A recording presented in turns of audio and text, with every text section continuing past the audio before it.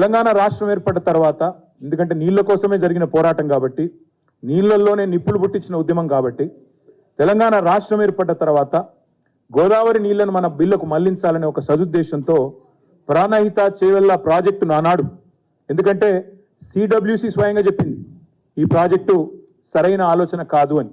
అందుకే కేసీఆర్ గారు నిపుణులతో, మేధావులతో, రిటైర్డ్ ఇంజనీర్లతో, సర్వీస్లో ఉన్న ఇంజనీర్లతో, అదేవిధంగా కేంద్ర ప్రభుత్వ రంగ సంస్థలతో అందరితో కూడా చర్చించిన తర్వాత వాటి నివేదికలు తీసుకున్న తర్వాతనే ఆనాడు గోదావరి నీళ్లను తెలంగాణ బిల్లుకు మళ్లించాలనే ఒక భగీరథ ప్రయత్నం ప్రారంభించినారు.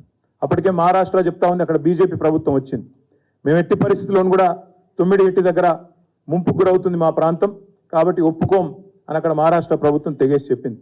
ఎన్నింటికి మించి సెంట్రల్ వాటర్ కమిషన్ తుమ్మిడిహెట్టి దగ్గర నీటి లభ్యత లేదు అని స్పష్టంగా తన నివేదిక ద్వారా చెప్పింది. చెప్పడమే కాదు, ఆల్టర్నేటివ్ చూసుకోండి, ప్రత్యామ్నాయం చూసుకోండి అని స్పష్టంగా చెప్పిన తర్వాత సెంట్రల్ వాటర్ కమిషన్ లెక్కలు, వ్యాప్కో సర్వే, నిపుణుల సలహాలు, సంప్రదింపులు, ఇవన్నింటి తర్వాత ఆనాడు తుమ్మిడిహట్టి కంటే ఎక్కువ నీరు లభ్యత ఉండే మేడిగడ్డ వద్ద మరి నీళ్లు తీసుకోవడం మేలు అనే నిర్ణయానికి వచ్చి కాళేశ్వరం అనే ప్రాజెక్టుకు ఆనాడు శ్రీకారం చుట్టడం జరిగింది.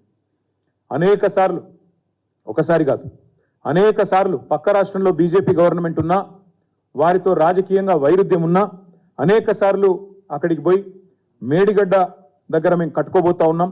మరి ప్రాణహిత, గోదావరి మొత్తం అంతా కూడా అక్కడ అద్భుతమైన నీటి లభ్యత ఉన్న ప్రాంతంలో కట్టడం వల్ల మాకు లాభం జరుగుతుంది, మా రాష్ట్రానికి, అదేవిధంగా మీకు కూడా ఇబ్బంది తప్పుతుందని చెప్పి వారిని ఒప్పించి అంతర్రాష్ట్ర ఒప్పందం కూడా చేసుకొని మరి ఒక డిప్లొమసీ చూపెట్టి, ఒక వాటర్ డిప్లొమసీ అనే కొత్త ఆలోచన విధానాన్ని కూడా శ్రీకారం చుట్టి గోదావరి పైన బరాజుల నిర్మాణం చేయడం జరిగింది.